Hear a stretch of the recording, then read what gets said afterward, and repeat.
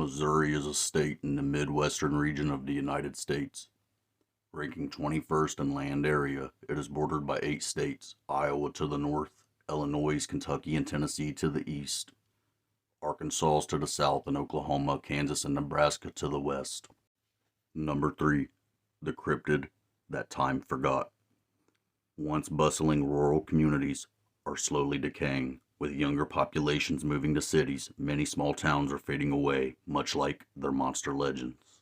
In 1972, the town of Louisiana, Missouri was home to many alleged sightings of a large Bigfoot-like creature.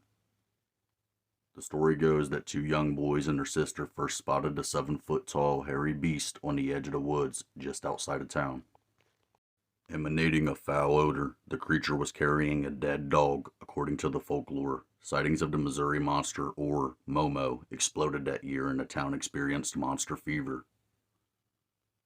At one point, a 20-person posse was put together to kill the beast, but the creature was never found.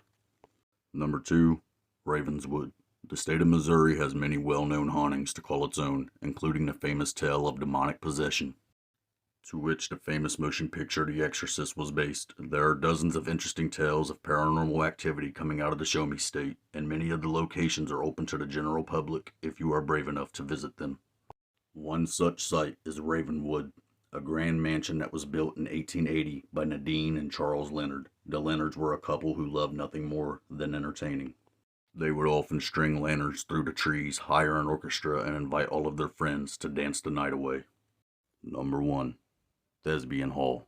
Thespian Hall in Boonville holds the distinction of being the oldest operating theater west of the Appalachians.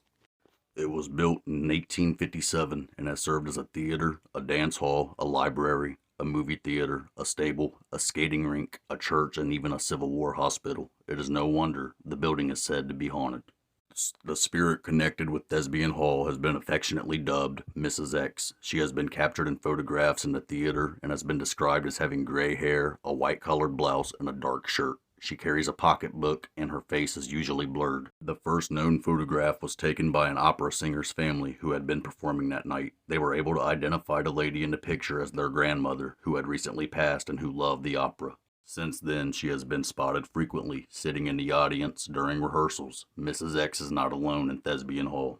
Other strange incidents include unexplained ragtime music playing and movie wig stands, which will turn themselves to face the mirrors when nobody is in the room.